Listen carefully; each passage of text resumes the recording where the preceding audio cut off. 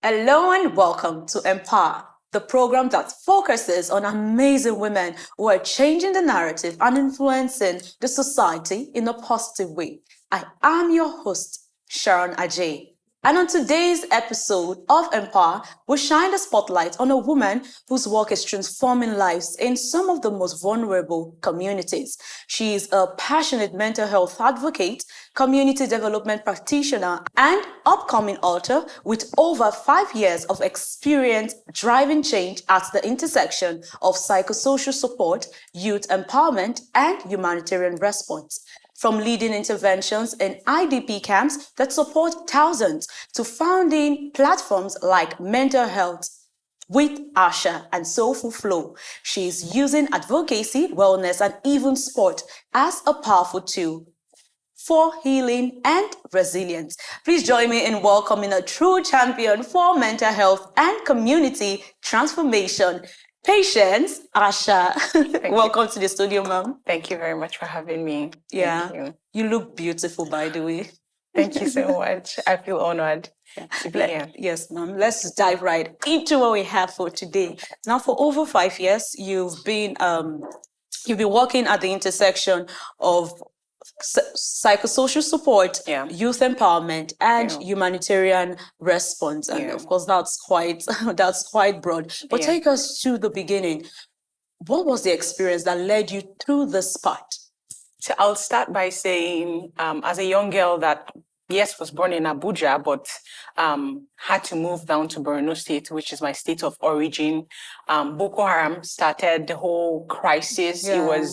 It was really traumatic to me and my family and a lot of other Christians then in Borno State. And as that continued, for a girl also that grew up in a dysfunctional home, I had a lot of struggles. And for me, I thought something was wrong with me. Was I broken?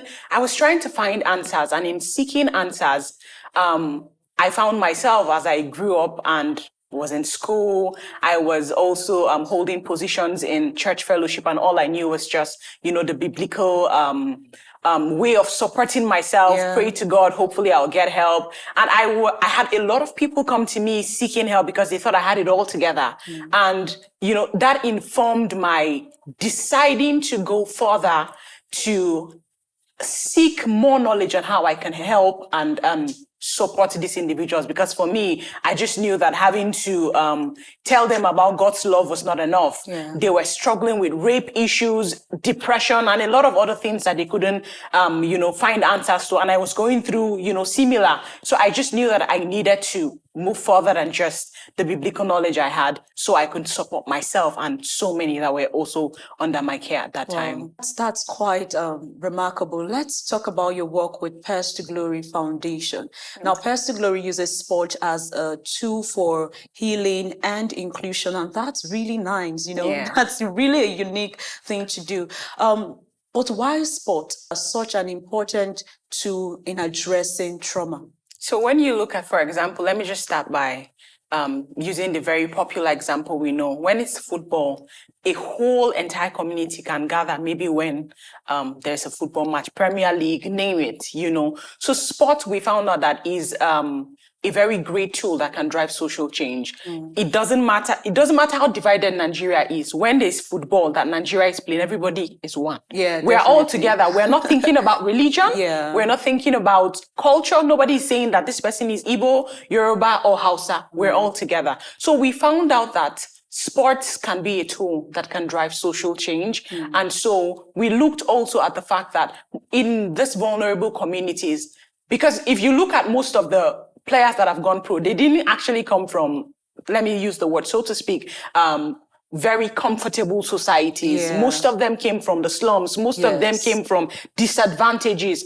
Osime, like, for example, just name them and hear their stories. You find out that they come from almost nothing, and they were not having all the opportunities that many people had to be able to thrive. And that for them was a push. Yeah. So we found out that because sports can be a tool for social change, addressing also the needs in these vulnerable communities and providing, for example, like what we're currently doing in IDP camps, most of them are suffering from a lot of mental struggles, trauma due to displacement. And as a result of that, they do not have healthy outlets to be able to let out all of the trauma and the pain and the discomfort that is on their inside, hence pushing some of them to substance abuse. And we are also a registered nonprofit with the National Drug Law Enforcement Agency, driving change and trying to see that we can reduce the demand on drug use among these children, because that's for them mostly is what they go to. Most times we have led interventions in Abuja here where we'd go and you find out that these young athletes are sitting down and smoking and they're laughing at those playing ball. That you would think you have a future here. And for some of them, the coaches have told us that eventually some of them even move to substance. So as we're trying to provide structured facilities for these individuals, we're also seeing to it that we're providing them psychosocial support, access to mental health services, and also seeing that for those that may not or for those that have the skill, we try to also provide them an opportunity for them to probably go pro if they're actually skilled and talented. Wow, interesting. Yeah. Can you share a story of a community or a young person that this approach have actually transformed? So currently, like I said, we're working with the IDP camp in Wasa here in Abuja, and we were able to install a football post for them and a volleyball. It's still an ongoing project, and we are going to be celebrating the resilience of those children with a tournament, so that, and during that tournament, we're going to have certain agents and scouts come and look out for opportunities with these children. Hopefully, because for most of the other communities that we've worked with, unfortunately, we've not been able to see very outstanding. Yes, they are good, but the main thing is providing them with support so that they don't probably go into crime or go into substance use. But we've not actually found something very unique or remarkable that probably would go pro. But in the Wasa IDP camp with the upcoming tournament, we're hoping that we're able to see one or two of them that are actually really, really skillful and can be nurtured to go pro. Now, amazing. Talking about Wasa camp, I'm going to get back to that question. But before we go there, we're going to go on a short break. And when we return, Empower continues.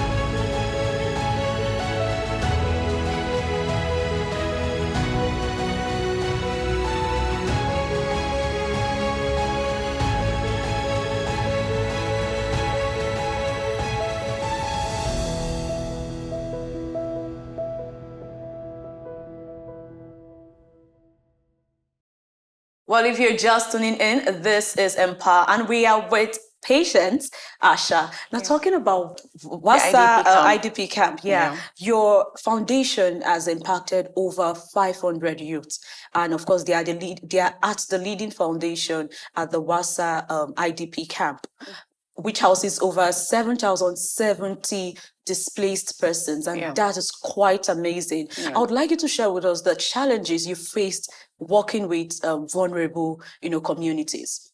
Oh, first of all, I would say that funding has not been something that has been easy, because sometimes when you also reach out to organizations to partner, some people just see the nonprofit space as one that is fraud related. So some of them just don't, believe till they've seen, certain level of result and impact. And so on our own, we're still pushing because we believe that we can bring hope to many. I remember when we installed, the football post, or when we just told these children that we were going to, I literally cried. You know why? Why? They all came out in numbers, because I think the children and youth in that camp are over more than 2,000.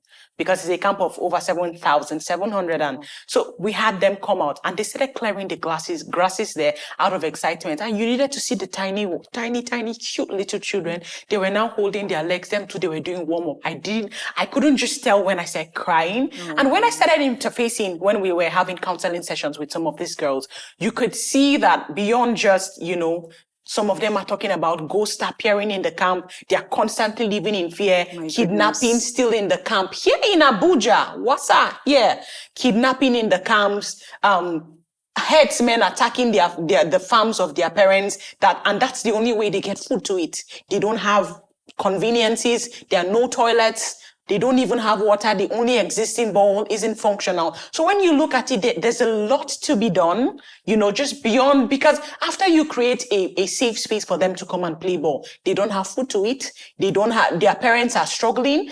There are a lot of problems. And the one that even concerned me the most was, if you see the way the houses are constantly crumbling. Some of the houses don't have roof, and this is where these children are living. So some of them, I remember when she said, Auntie, I just want to go to school. I just want to go to school, with so much tears in her eyes. And these things, for me has been also a drive to see that we continue pushing to see how that we could get funds. And, I'm also glad that we also have sport ambassadors in Guam and also in the UK trying to raise awareness and get, support in their respective countries to see how that we can actually drive change here in Nigeria. Because Pairs to Glory is not just a foundation that is Nigerian centered. We are African centered. I remember when we also, in partnership with FACA, held a tournament in Ghana, So it's an African project, and we're hoping to see that these interventions will drive change, provide opportunities for children, and, give them hope. Well, you're doing really well, I would say. Thank you the so foundation is really doing well. And I will say, from a standpoint of a one-person standpoint, we are amazed. We are glad that all of this is going on. And, we might not know it. And that's why we need this platform. Exactly. So you can speak to people and let people know that, this is what we are actually doing. When you talked about funding and the fact that when it comes to finance, people do not want to finance projects as this. They want to see, results. And of course, before we get results, we need that finance to be able to do what we need to do to get results. And, it's just, it's sad, while it's also of course, when it comes to the finance, the not financing, it's not good, but it's sad that is happening. And it's also good that you've been able to push through and be able to achieve as much as you've achieved at this point. Let's talk about your mental health advocacy. Okay. Now you've done significantly well in trauma-informed counseling and substance abuse sensitization, and that's really remarkable. Thank you. I want you to share with us the misconception in Nigeria in regards to mental health, because when you talk about mental health in Nigeria, it seems like just a part of people understand what it means, and of course the educated people understand what it means to concerning mental health, what mental health means, and a large number of people do not even know what it means. Exactly. They could literally be going through trauma, through mental health challenges. They can't even pinpoint and say, this is what I'm going through, because it's not something that is usually talked about. So what are the misconceptions about mental health in Nigeria? I think picking or a cue from what you just said, I think one of the major misconceptions is that we think mental health is a Western concept. So it's only the white-skinned people that get to struggle with mental health.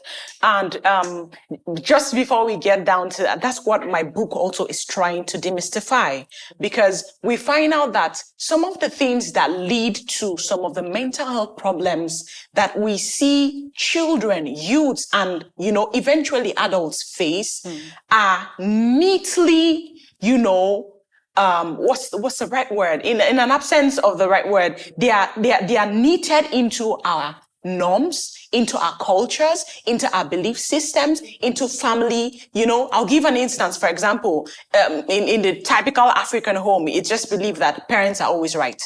And that is not true. It's very difficult for parents to apologize when they're wrong. These are things that when you look at, and sometimes even parents constantly fighting or dismissing the emotions of their children. For example, when a child should fall down today in a typical African, everybody say, turn your face, don't look at that child, don't look at just that. Sometimes children come to us and we just dismiss their emotions. We do not understand that these things have great impact on how a child would see themselves and see the world.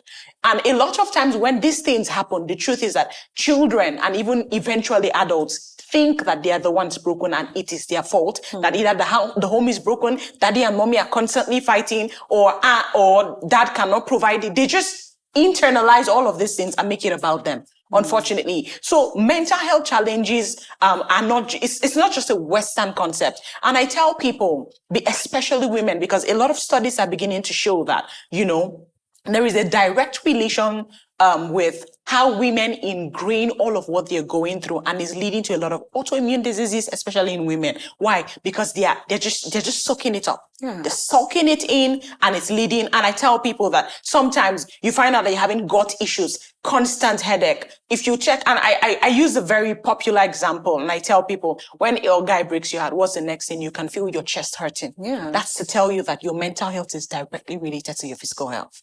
Mental health problems has led to a lot of physical health problems, heart issues, autoimmune diseases, and many at times, appetite issues. When a guy breaks your heart, you cannot eat, you can't sleep. Yeah. You begin to notice this from sleep patterns, from your appetite, from your moods. And sometimes some people switch moods. You can see them switch moods 70 times in a day, and they just feel like, oh, that's my person. So I try to see that through my advocacy platform, Mental Health with Asher. I'm trying to help people understand that adverse childhood experiences and what causes this, what are responsible for adverse childhood experiences are in our everyday life. And identifying these things are important. Raising awareness about these things, because the truth is, there's limited knowledge in Nigeria about mental health. There is limited knowledge about or even access to care. Many people can know that they're struggling, but they don't know who to go to. Many people are just scared that they will be stigmatized if they seek help. Or they'll be, because sometimes some of the mental health facilities that are available are in psychiatric hospitals. And so how do we get to provide care that people will not feel stigmatized? I remember someone telling me a story in Borno State. His wife was struggling, and then the only hospital was a psychiatric hospital in Borno State. And she was like, so people will tell her she's mad, that she's okay, that she's not going there. Why? She's just scared of the stigma, so she's not seeking help. So we need access to mental health services. We need awareness, advocacy, so that people can understand even what mental health is. As common as depression is, or even anxiety, many people struggle with these things. Many people do not know that this is even what it is. They just know that they've been feeling sad for the past 3 months. And they are beginning to want to self-harm themselves, or are thinking of, wanting to attempt suicide. But in their minds, they do not know that this is a mental health problem. And because they don't even know where to seek help, they just keep quiet about it. And that's why also I was reading a lot of studies that have been coming up, in the Western world, how that when doctors are trying to, attend to their patients, they try to probe further and elicit if there is, by any chance, something that they're holding up or they're bottling up, so that they could refer them to seek help. Oh, that's quite sad. You could see the emotions on my face already. There's a very huge gap in, the African societies when it comes to mental health, access to mental health services, and even raising awareness. And I think that this is something, especially in our communities, everybody, even if it's one person in every family that is aware, and then that person is taking it upon themselves to see that, you educate somebody, you don't judge when somebody is struggling. And even if mommy or daddy does not understand, but you know that this could be signs of depression, what can you do? We need to start to raise this awareness. How do I support a friend struggling? How do I support, even if it's my mom or my dad and they are still fighting it, how do I gradually know how to provide support or link them to get help? These are things that we need to work on. And as much as mental health is with Asher is doing the best that we can, I've had a lot of people reach out to me, and the success stories after counseling with them is usually beautiful, because they're like, oh, now I know that I'm a human being. Now I know I matter. Now I know there's a space for me. I'm no longer wanting to commit suicide. I'm no longer having the thoughts, because I know that I matter. Because most of us grew up with parents that even when you want to just come and hug them, they can't receive hug. I grew up, my parents, if you tell them I love you, they're just looking at you like this. They don't know what to tell you. And it's not their fault, because some of them, this dysfunction, this trauma was passed to them. It's transgenerational. And because it's transgenerational, their grandmother probably didn't know she was traumatized. She passed it down to your mom. Your mom doesn't know she's traumatized. She's passing it down. And many people just think it's only the Gen Zs that are shouting, oh, mental health. But the truth is, it's because they too are now aware that they have a mental health, and they probably are struggling, and they are trying to seek help. I always use one beautiful example also, which is when somebody's swimming, and they are drowning. When they struggle more, you go deep down in. But when you seek help and try to stay calm, you seek help, it's easier to be able to get you out. But when you struggle so hard without talking to anybody about it, you get to sink deep deep and deeper into what you're going through. Yeah. So I tell people, seeking help, I was counseling somebody that reached out to me recently on a suicidal issue. She told herself that it's been months that she's been having this, and then she summoned the courage finally. She has always been wanting to speak to me, and she knows I would help her, but she couldn't. And I'll say, do you know now, can you see that it is not weakness to seek help? It actually takes strength to open up and seek help. Yeah. Africa, men are told, if a man comes out to say he was raped, or a man comes out to say he's suffering from depression, I've actually had conversations on, on a round table with men, and then somebody said he almost committed suicide despite he had children. If you see how other men attacked him, no be man, you be blah, blah, blah. So we need to start to break the stigma, break the cycle. We have to start to move for policies that protect children, that, even when people want to get married, have a trauma assessment. Have you been able to fix some of the things that might have the tendencies to traumatize children if you intend to have one? Parents need to be sensitized to know, what has the capacity to traumatize children. Dismissing their emotions, neglect, which is one of the very, very common forms of abuse that are in the Nigerian system. My goodness. We neglect our children, their emotional needs especially. Yeah. We just believe if we can provide them food, let them go to school and shelter, we're done. That's it. Oh my goodness. We have more to talk about this. You made mention of mental health with Asher. We'll get right into that. But before we do that, we're going to go on a short break. And when Empower returns, Patience Asher will take us through mental health with Asher.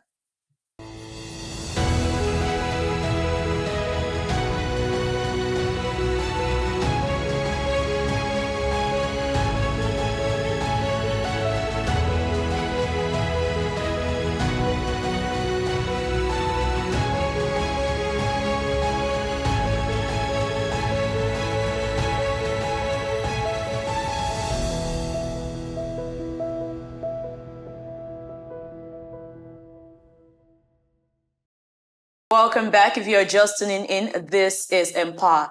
You made mention of mental health with Asher, and of course, we know it's your platform and you advocate online.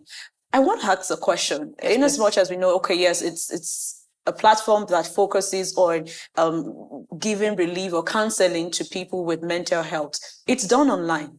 Yes. So is that a different working with clients online compared to working with clients in person? Because I know a lot of persons might even be shocked that, there's actually a platform that advocates online, and you could get through to the whoever it's on the other side online and communicate and get to deal with your mental health and all of that. Is there a difference? So thanks to all the applications, WhatsApp, life has been made easier. COVID made us realize that indeed a lot can be done online. Yeah.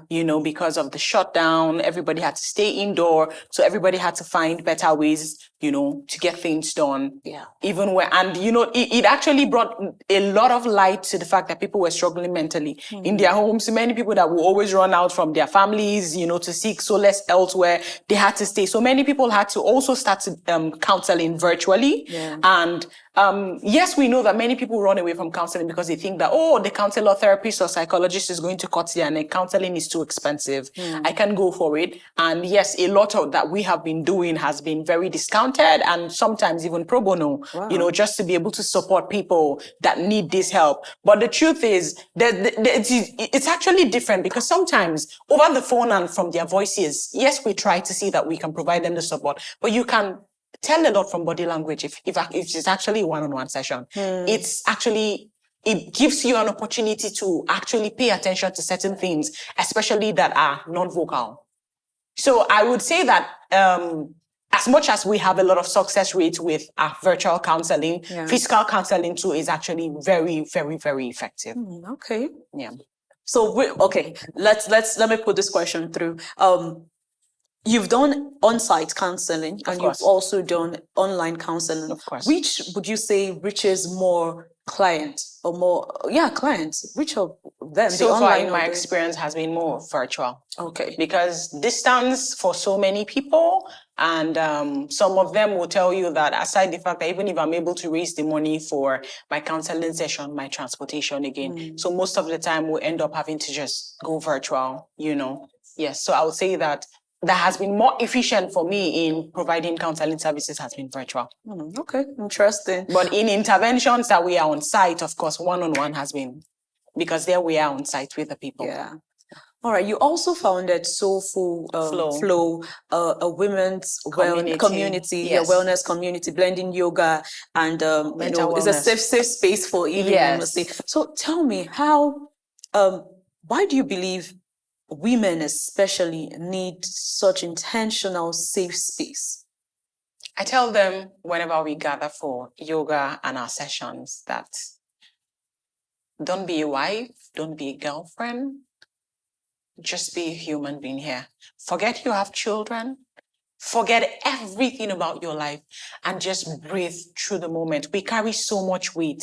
Your husband is stressing you out. The kids are there. You have in-laws. There's just so much that life brings to us. And women are constantly known for abandoning ourselves. In fact, the culture in Africa, when you don't do that and you try to focus on yourself, you are termed selfish. You are not a good mother. You are a wicked woman. Yeah. So this is a safe space where we just bring down the titles. Just keep them at the gate of wherever we're holding that meeting. Keep it outside and just be a human being for the first time in your life. Just breathe through all the poses that we'll be taking. Just allow yourself. Most of them, you see, when we're doing some of the poses, they are back. They're like, it will break. Or I'm like, just stretch it. Because for we women, sometimes all of these traumas are stored around our hip region and about where it's very delicate, where we hold our children and we grow them. So if it's holding up around there, many of us do not know. And if you don't release it before you know it, like I mentioned, it begins to lead to physical health problems. So we have to find ways of release because trauma is stored in your body. Your mind, you might just think that you forget because your mind works in ways that if it becomes so overwhelming, your memory starts to fade out some of them. And that's why many people have fragmented memories of certain traumatic experiences because your brain has to help you not get drowned in what has happened. Yeah. So the remaining experiences is stored in your body. You might forget the experience, but your body does not forget the experience.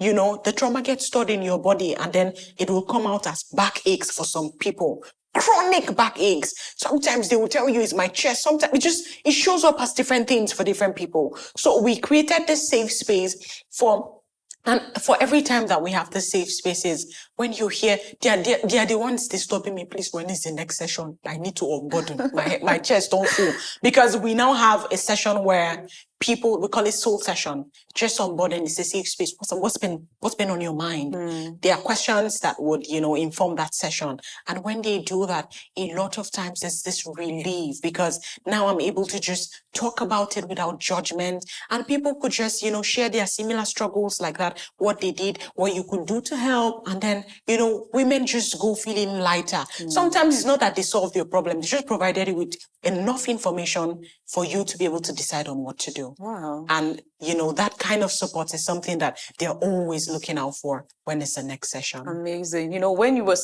I asked the question and you started with your response, you said, forget the fact you're a mother, and immediately I just realized I'm on set and I need to, so I can imagine how it is for women in that same space. It's going to be really lovely. I can imagine. It is. Well, earlier in the conversation, you made mention of your upcoming book. Yes. And I'm so interested. Firstly, I want you to tell us why you went into writing that book and what do you think eventually when the book gets released, what would you like your readers to, get from it? So what inspired me to write that book is, as a girl from Northern Nigeria already has its limitations when it comes to the girl child. That is one. And secondly, there is a lot of dysfunction. When we talk about dysfunction in families, many people, or even trauma in families, many people just think that maybe it's sexual abuse. Nobody understands the pain of being raised by narcissistic parents, emotionally unavailable parents, emotionally immature parents. And some of these struggles are struggles that I could relate with. Sometimes I think I was talking with someone about my story, sometimes 2 weeks ago, and she was just crying helplessly. And I'm like, okay, take it easy. I think I have to stop here. I don't cry anymore because I think I've been able to make significant progress as it connects to my healing. And there are so many other children asking themselves, if they are okay. Why? Because they are growing up in dysfunctional societies or even in dysfunctional homes, and they do not understand. So the book talks about the legacy of dysfunction, the legacy in African societies, the legacy of dysfunction, and how we can actually start to mitigate that. Family is the smallest unit, and the truth is that is, for some people, the greatest amount of trauma comes from their family. So how do we start to mitigate that? It's a book that shares my story, and it's also a book that, tries to create awareness about dysfunction in our African societies.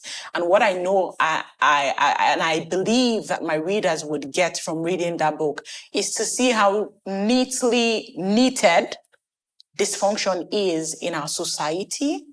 Dysfunction. And I also like the growing awareness how men are choosing to want to be present in the life of their children, and how people are wanting to even consider the option of, could it be that I have a problem and I should seek help? I'm loving the fact that awareness for some that have actually, been able to lay their hands on some level of tools that have made them aware that they're probably traumatized or going through something and are considering healing. It's beautiful, because I tell in that book, I'm saying that if you know that you want to have children, that means you're saddled with the responsibility of raising the next generation. This generation, we have a lot of broken children. Yeah. It's why we enter leadership and we're wondering why our leaders are actually very heartless. They didn't grow up with, they don't know what love is from childhood. So why do you expect them to show love to a country when from their very roots, they don't even know what the word love means from go? So it's a book that I believe should be able to raise a lot of awareness, because now many people are now understanding that, even because the truth is, for a child, studies have shown that grows up with an alcoholic parent, it's inevitable for that child to come down with PTSD. Yeah. It's inevitable. For some might be resilient enough and may not come down with that. But a lot of studies show that growing up in a house that you have a parent struggling with a substance abuse problem, usually the children come down with PTSD, either one or maybe a couple of them. Interesting. Yeah. So you see, I'm hoping that book is able to raise even more awareness and, create a path, initiate a path of healing for many. Yeah, very important. We anticipate the launch of the book because just you talking about it, we know it's packed with a lot. We are wrapping up now, but I'm going to be reading a report, and I just want your remark on it.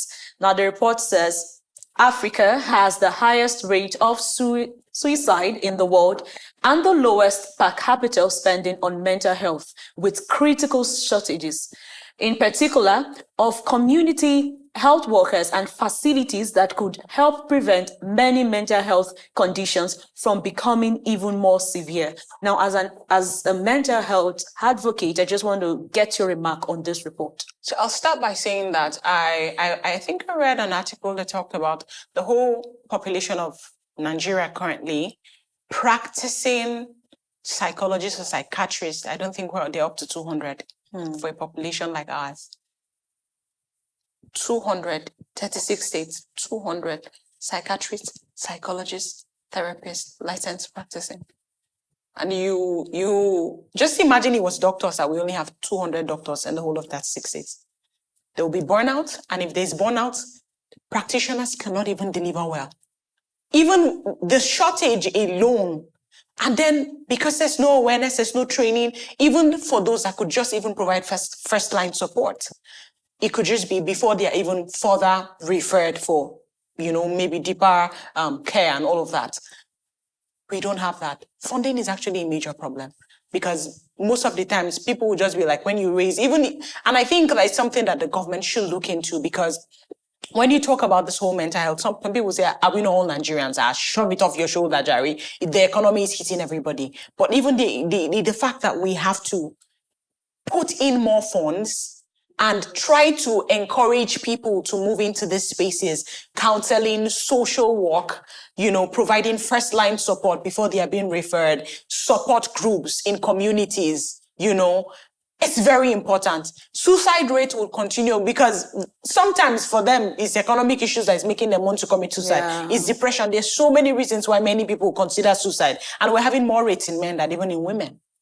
Because men, even the norms are saying them they should man up, they should be strong, so they should keep bottling up. And so because nobody wants to hear their side of the story, make I cuckoo die, make everybody rest, is what many men are saying. So if I should give a comment on this, the truth is they're limited workers. The burnout is high. Even for me, that is providing support. Imagine a camp of calling out for help. Many people are also interested in going into the spaces. I think it's a space that we should welcome, train as many as are interested and are willing to be empowered to provide support for their communities. I think it's something that is welcome. Well, thank you so much, Patience Asher. It's been a remarkable conversation with you today. Thank you and we could go on and on, but of course we do not have the time for it. But I appreciate you. I appreciate what you do. Thank you. And we're looking forward to more of your foundation's impact, really. Thank you. Yeah. And that's where we draw the line on Empower. I hope you've been inspired